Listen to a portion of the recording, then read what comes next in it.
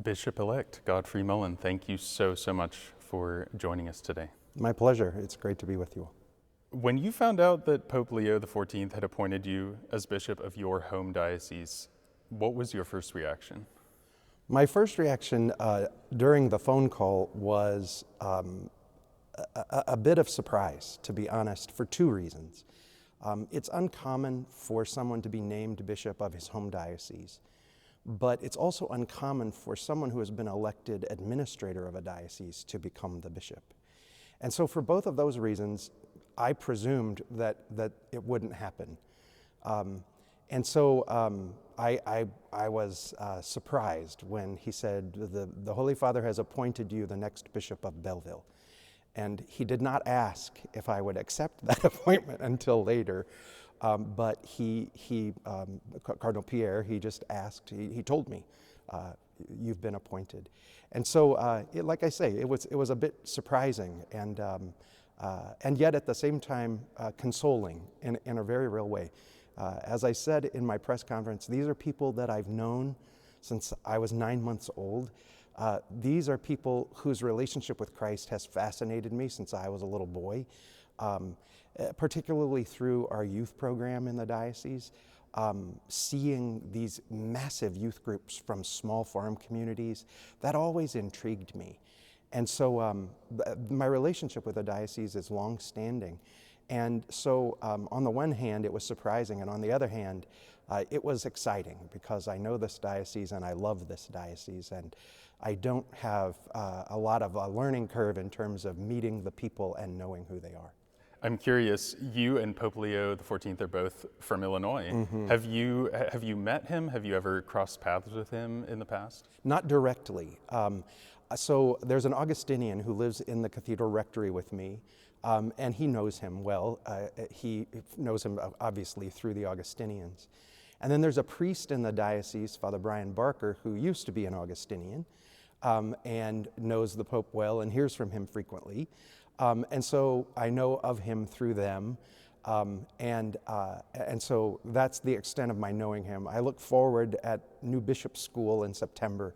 One of the events is meeting the Holy Father, and I look forward to doing that. He's a real inspiration to me. Wonderful. Mm-hmm. So you are a Benedictine monk from St. Meinrad Archabbey in southern Indiana. You've been back here in your home diocese for the past year or so when your predecessor, Bishop McGovern, was appointed Archbishop of Omaha. I'm curious, what is your vocation story? How did you become a monk and become a priest? So when I was in the 6th grade, our Catholic school in my hometown of Salem was reopened, largely through the efforts of my parents and 3 other couples. And that year, fairly soon after the school opened, a Felician sister from Chicago, their vocation director, came to Salem and met with the grade school children. And mostly, I think, to inspire girls to enter the Felicians, but she was a great vocation director, and so she wanted all of us to consider a vocation. And so after our little meeting, she handed out candy to all of us, which got our attention. And then as we were walking back into the school, she said to me, "Have you ever thought of being a priest?" And I said, "No." And it was an honest answer. And she said, "I think you should think about it." And I said to her, not disrespectfully, "I'm not really interested." But within a few weeks, it kind of kept crossing my mind. And it seemed like a smart thing to think about. And it never went away from 6th grade until I entered the seminary as a freshman in college. As a junior in college, I transferred from St. John Vianney Seminary in St. Paul to St. Meinrad College. And one of the monks said to me, "I don't know you, I've never met you, but I'm wondering if you've ever thought of being a monk." Now, I will say for all of the other bishops that have seminarians at St. Meinrad, that is uncommon that a monk would invite a diocesan seminarian to consider monastic life. But I said, "No, I'm not interested." And my exact words were, "You all get up too early in the morning and you don't talk enough for me." And 2 weeks later, I was in the vocation director's office asking about the process of entering the monastery. And so in 1988, in August, I entered the novitiate. And in 1989, on August 6th, I professed my first vows. And I've been a monk now for 38 years. And I must admit, as an extrovert, it seemed at times that this was really not a natural fit. But I can also honestly say, in terms of priesthood and monastic life, I've never had a vocation crisis. I've never thought to myself, I shouldn't have done this. There have been days that have been difficult and challenging, but I've never really thought that I had made a mistake. And part of that is my deep belief in the providence of God. And whatever goes on in life, God provides, and it all turns out okay. And so I entered the monastery, and as I said, when I left the diocese, many of the priests in the diocese knew me. Some of them accused me of treachery because I was leaving the diocese. And then I was ordained in 1994, and then had 1 year in a parish in Evansville, Indiana, and then came home for 2 years to work in the seminary, and I was the choir master of the monastery. One of the very few assignments I've ever had that I didn't learn to love. I did not like that job at all. And so after 2 years, I was asked a second time, I had been asked before I was ordained, if I would go get a doctorate in liturgy. And so I was asked a second time, and I said yes, I would go. So I went to the Catholic University of America in Washington, D.C., and completed the doctorate, and came home and taught for 14 years total. And then it was time for me to do something else. And so that began 14 years of parish ministry.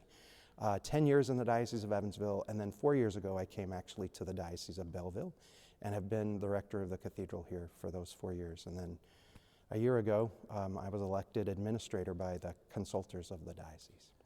I'm curious, what really turned it around for you? Because it seems like at first the monastic life maybe didn't appeal to you. What aspects of their work or just other attractive elements kind of turned it around for you? It was interesting.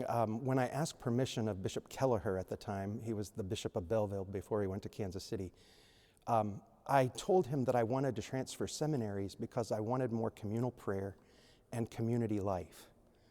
And he told me when I asked to apply to the monastery that he was most concerned about that because those are the two hallmarks really of Benedictine life. And that is in fact what attracted me to the monastery, community life and communal prayer.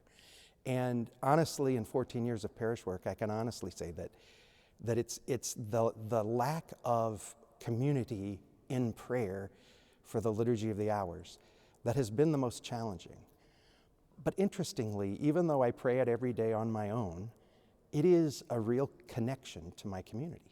And so it kind of works both ways there, but that really has been a wonderful experience for me in terms of living my life and having the strength to live the vocation that I have, but also to realize that by doing the office, by praying the office every day, my homilies are far more dependent on what ancient wise people have said about the scriptures than just my good ideas. So your appointment as bishop marks only the third time in the 172-year history of St. Meinrad Archabbey that one of its monks has been appointed a bishop. What would you say you kind of bring to this new role as bishop from your formation and life as a monk that you think will kind of complement this new role? So I think, again, going back to those two basic hallmarks, communal prayer and community, I think those are very important in terms of the life of a presbyterate.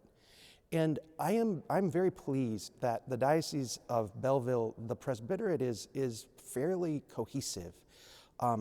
There's a wonderful spirit when we gather, and I'm thrilled with that. And in its own way, it is an experience of community, and so I'm glad for that. I think another part of it is that, and I think this can be hard for some people, monastic life, and especially the rule, they give us some clear boundaries in which we live our lives. And some people don't like boundaries at all. And to be honest, in the 14 years that I've been in parish ministry, the conflicts that I've been a part of, generally speaking, that's what they're about. People don't want to be held accountable to the norms of the church, or people don't want to hear what the gospel says. And the monastic life, I think, provides that. And the third piece that I think is really important, St. Benedict wrote the rule after living in a cave for 2 years. And he was living in that cave because the culture of Rome at the end of the 5th century was horrific, so corrupt. And he wanted to envision a life where people lived better in peace. And that's where the rule comes from. And I don't want to criticize the world in which we live, but there is clearly corruption, and there are clearly elements of our life in our day that need healing and fixing. And I think that ability to envision something that leads to peace, I think 38 years of living in that environment will be a big help in terms of how do we move forward as a diocese. As part of you being a Benedictine, it's true that, even as a bishop, you are certainly still subject to the rule, and even more so subject to the rule. How do you envision that fact kind of living out in your life as a bishop? When Cardinal Pierre called, I asked him, do I need the permission of my abbot to accept this appointment? And he chuckled. And then he said, oh no, Father, your obedience is now to the Holy Father. And to be perfectly honest, that created a lot of anxiety in me because of 38 years of experience. But then he went on to say, but remain a monk, be a man of community, be a man of prayer, and be a man of simplicity. And then he said, I'm lecturing you, and you know better than I, ha ha ha ha. But in a real way, I think he summed up what my responsibility as a monk who becomes a bishop is. I am to remain a man of prayer, which through God's grace I have remained the entire time I've lived outside the monastery, and the whole life of simplicity and community. Those I breathe in and out every day, and so I think that will not only help me remain who I am, and continue to give me consolation in the life that I'm now living. But also, I think it's a gift that I bring to the church in Southern Illinois. The Benedictine charism is also marked in large part by radical hospitality. How do you envision that playing out on the diocesan level?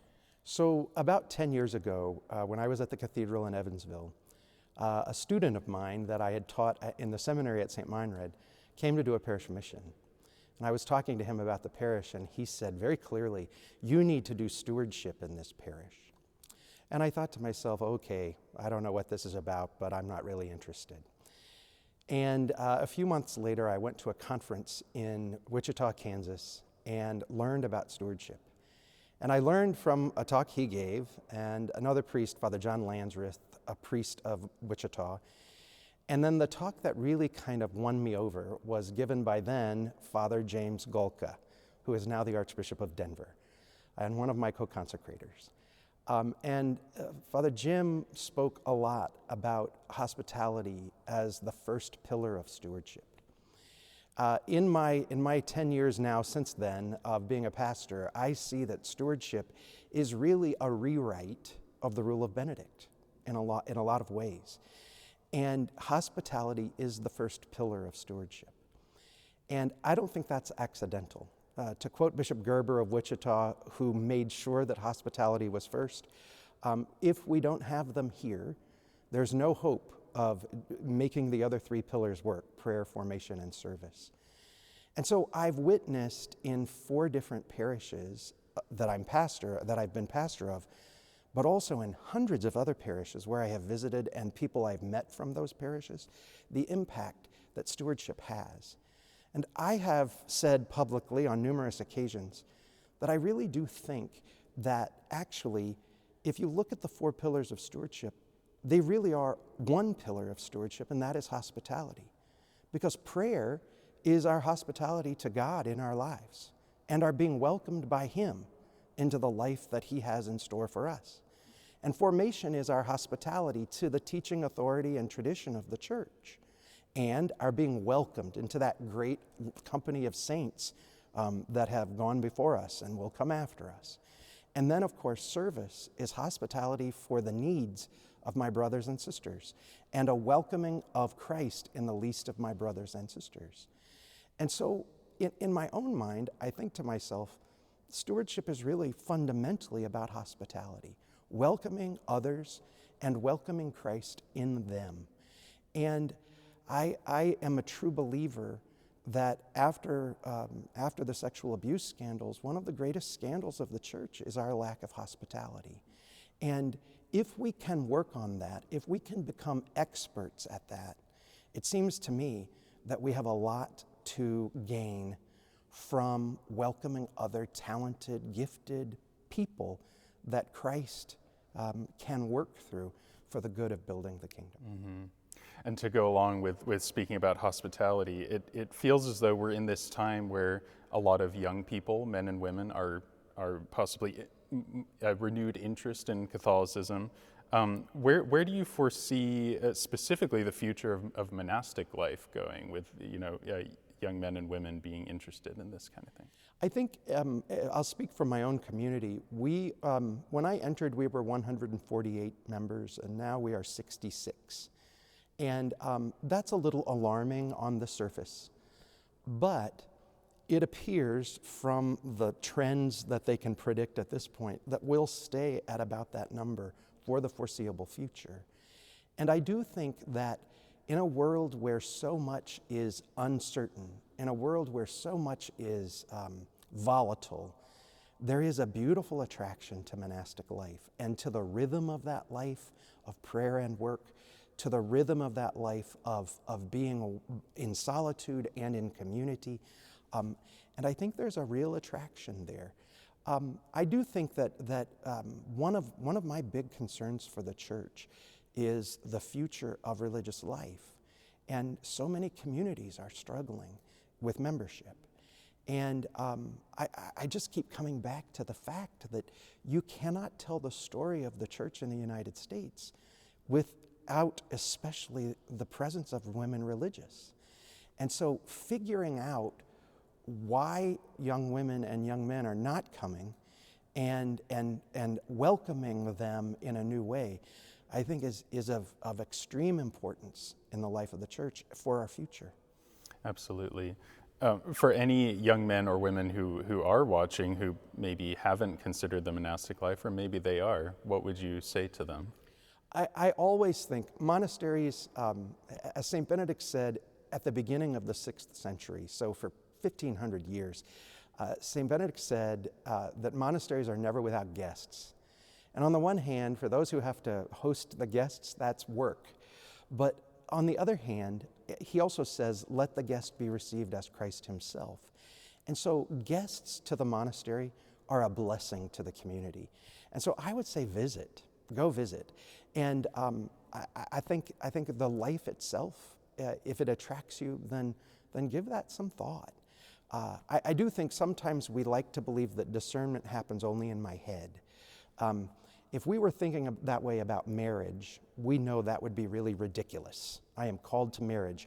I don't know anybody that I can marry, but I am called to marriage. That really doesn't work that way. But the more I know a community, the more I get to know them and love them, and for them to get to know me and love me, the more likely I am to be able to make an informed, good decision about a vocation. You've spoken in the past about encouraging our young people to use their gifts for the good of the church. How do you hope to really foster this in your diocese as bishop? One of the most important things that I see for us to do in the Diocese of Belleville in the near future is to identify the charisms that not just young people, but all of our parishioners have. And one of the moments that, it was such a generous thing, but it was so frustrating. I had people who would come into the parish and they would say, what would you like me to do? Well, I can look at me and say, I'm not going to be a wellness trainer. But I can't look at somebody and say, I think you'd be great on the finance council, or you'd be really good on the volunteer committee for buildings and grounds. And so being able to identify the gifts that God has given us in terms of our talents, I think that's the very beginning, the basis of then being good stewards of those gifts and sharing them generously with the people of God in building the church. As a Benedictine, I probably shouldn't quote St. Francis, but I will. In receiving that message, rebuild my church, it seems to me that's a call for every one of us, that we have been given gifts to share for that very purpose. And the more we're faithful to that, the more joy there is, and at least in my experience, the more joy there is in our lives. You've touched on this, but we've sadly seen kind of headlines about priestly morale, loneliness, how it's difficult for priests to find community. And I know as a monk, you've found such a great way to live in community and support each other. How do you hope to, as bishop, support your priests in their ministry and make sure that they have the community that they need? Without a doubt. I think one big help for us in the Diocese of Belleville, we have 7 priests who are Vincentians from Nigeria, and they have a sense of community. And almost without fail, they are men of great cheer and positive attitude, and they get together frequently. And in my own mind, I think there's somewhat of a leaven that they have become in the diocese. And they're very welcoming, and so they're not, it's not just them. And so I think that helps. We also have a small group of priests from India who are very similar. They socialize, they're good with each other. But again, the priests who are incarnated into the diocese, they're not left out of that. And so already, again, as I said earlier, when we go to our convocation, when we gather for days of prayer, there is just a beautiful spirit there. And so in a way, it's just staying out of the way of it and letting it continue to grow as it has. And I think in some ways, as a mission diocese in particular, we face challenges that other dioceses don't. And as a diocese with 99 parishes and 40-some resident priests, both incarnated and on loan to the diocese, I think we all are kind of in this boat together. And there's, I think, a tremendous amount of hope and good zeal, to use a Benedictine phrase, among our presbyterate. And to me, that's incredibly hopeful, and I think promising for a future. I'm very proud of the fact that we currently have 5 seminarians enrolled in the seminary. We have 6 who are in the process of being accepted for next year. And that's a pretty good increase. And so I'm looking forward to that as well, as young men, especially in the diocese, figure out their own charisms, that we would want them to see priesthood as a possibility. Your appointment kind of comes at a time when the world is still getting to know our Holy Father and trying to figure out his priorities. What do you think your appointment says about our Holy Father? Well, going back to those 2 surprises, first of all, he is certainly not afraid to appoint a religious as bishop, and he is also not afraid at all to appoint an administrator of a diocese as the ordinary, because I am not the first one that he has appointed. And so that tells me that certain concerns that might have been on the minds of previous popes, he's not as worried about those things as they are. I also think that his constant call to peace, while I would never want to claim him as a Benedictine because I know he is proud of his Augustinian heritage, that is such a Benedictine mindset, and it's a Christian mindset, all told. And so I think that element is especially important to me, that we have to work for peace. And we live in a world where too often there is just all kinds of willingness to be at war with each other, at odds with each other, even in our families. And a priority of peace for me is certainly very important.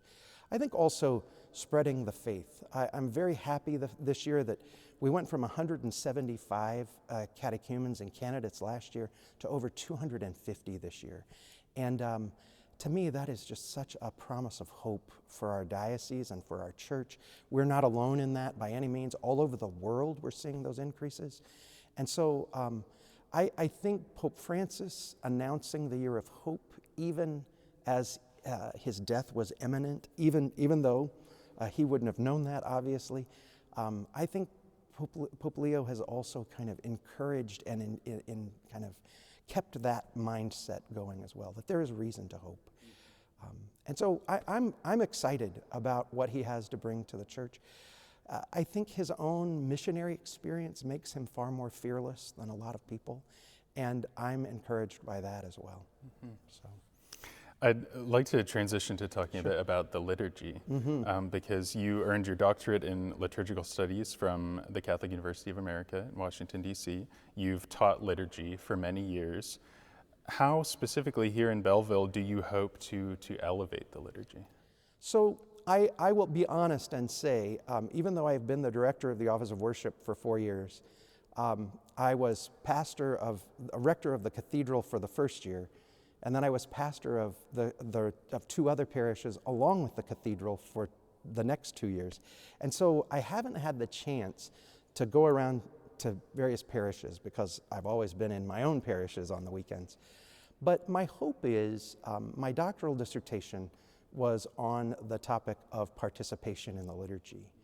And it is a heartbreak to me to hear good music and watch people stand there with their mouths closed, completely disengaged. And I can honestly say that when people are reading the bulletin during the homily, when people come in and look like they're angry, I understand that people have lives that they live and that they may be angry, but I also think that sometimes, as a matter of hospitality, we're not conscious of the vibe that we're giving off to people when we walk into church. I think, above all, the key for us is to recognize the transcendence of the liturgy, to recognize the presence of Christ in the liturgy, to welcome him, to long for him, but also, I think for us to work on, in many of our rural parishes, what does liturgical music look like? And are there ways for us to help make that better? And so those are elements that I think we really need to do.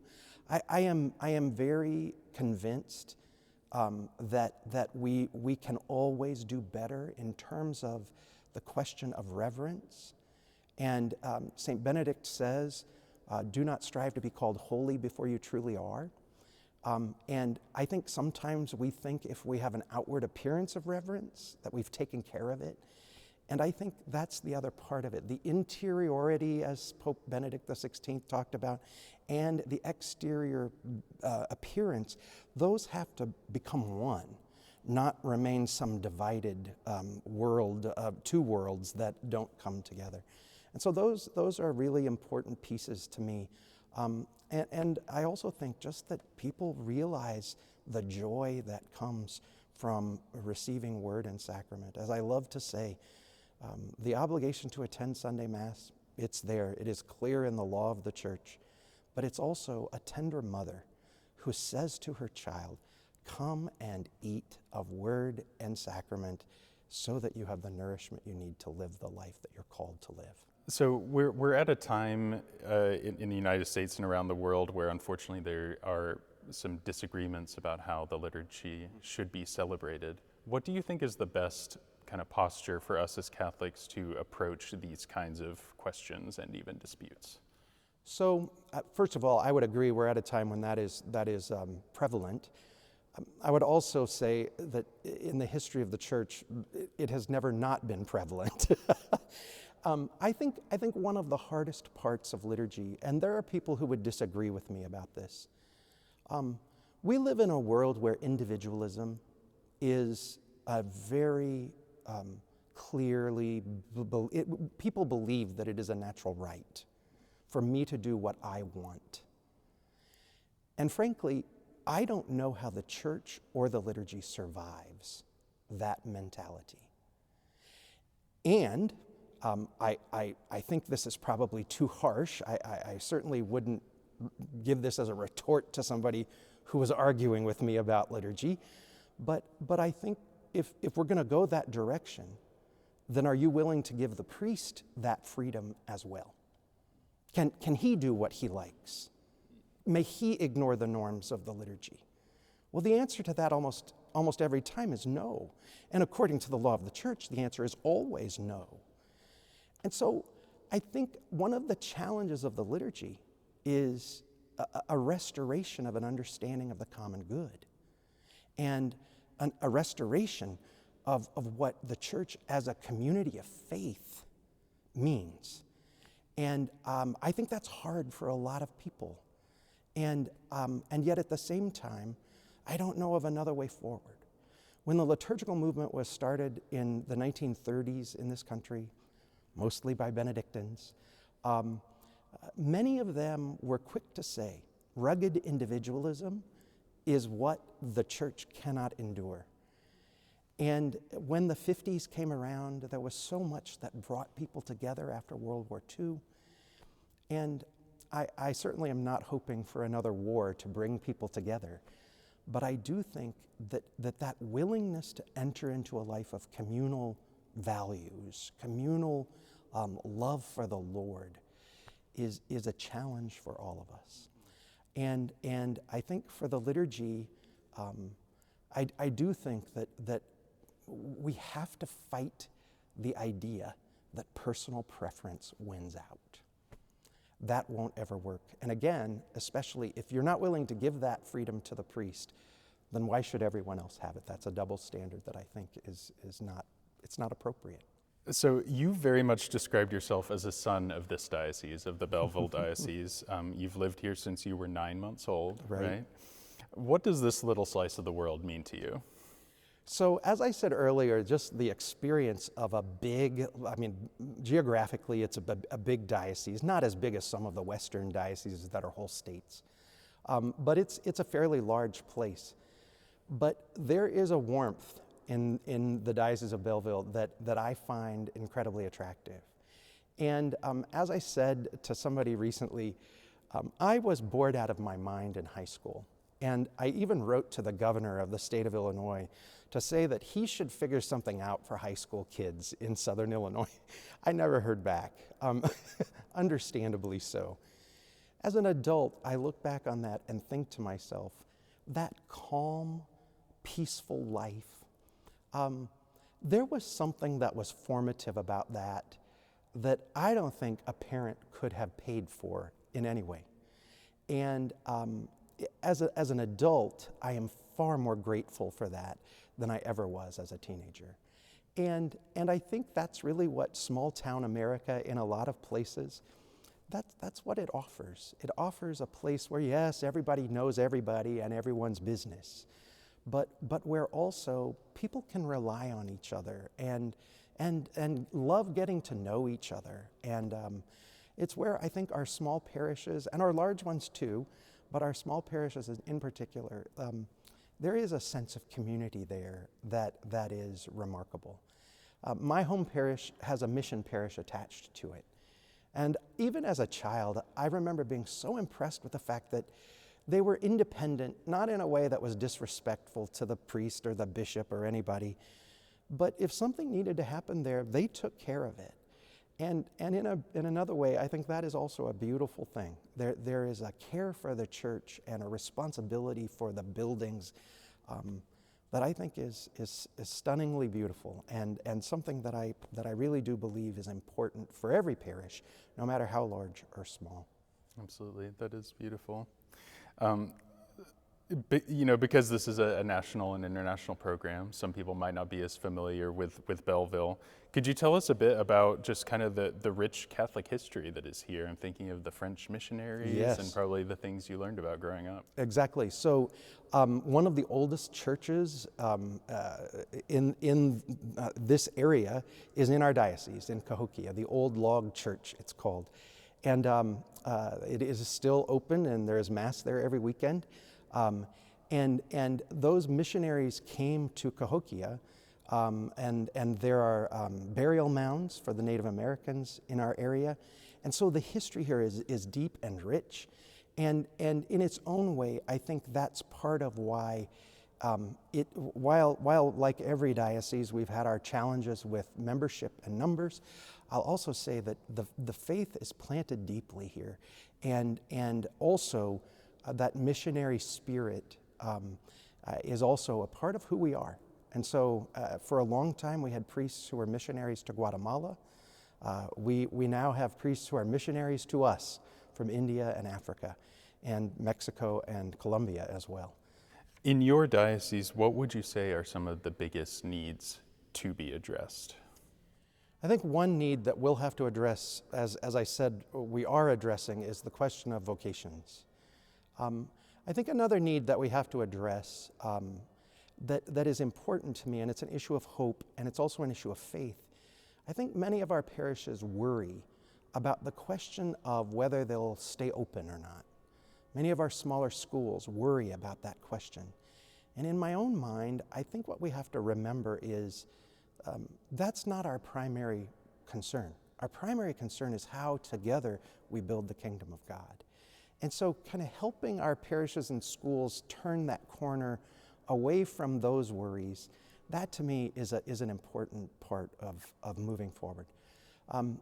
Learning stewardship and making that a part of our lives, understanding the fact that we too should be willing to call ourselves disciples of Jesus and follow him every day, those are incredibly important elements of life. And then, of course, for all of our people to know the gospel better and be willing to live it every day. That's really what I'm hoping for. So we're speaking here just a couple of days before your installation as bishop. When you are installed, what is your top priority? I think my top priority is to make sure that people know the centrality of the faith in their own lives. To help them recognize that even when life is difficult, Christ is the one who is walking with them. He is the source of their strength. And to just open the floodgates of his grace as much as I can, and allow others to do the same, so that knowledge of him, and not just knowledge about him, but knowing him and loving him and following him and embracing his way, that is who we are and what we're about. And we won't do it perfectly because we're human, but we can keep trying. And then, of course, as I said earlier, knowing the incredible joy that comes from being his faithful disciple, to me, that's really what I want our parishioners to know, all of them. And then those who aren't our parishioners to realize there's something going on over there, and maybe we need to look and see what's happening. Well, Bishop-elect Father Godfrey Mullen, thank you so much for joining us. My pleasure. It's great to be with you, and God bless your work and ministry.